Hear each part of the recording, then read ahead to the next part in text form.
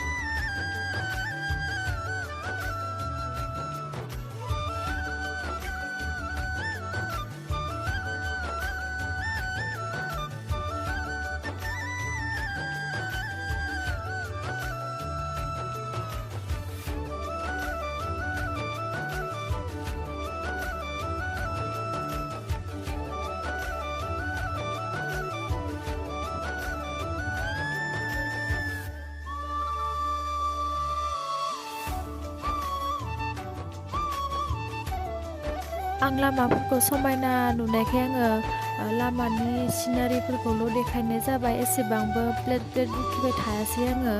आङो गुवाहाटीयावनो फैदों, माने गुवाहाटीयाव न' दङ, बेयाव आयं बोराया थायो आरो।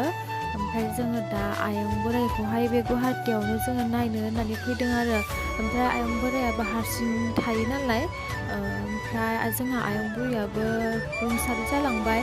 ओमफ्राय बे आयं रुंसारि जानाय समावबो आङो फैनो हायाखैमोन, ओंखायनो दा आङो थेवब्लाबो बे आयं बोराया बोरै दङ आङो नायथारनो फैबाय आरोना।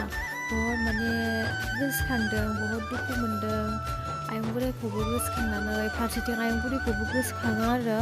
माथो खालामनो आरो, बेनि जिउआबो बेखिनियानोमोन खोमा।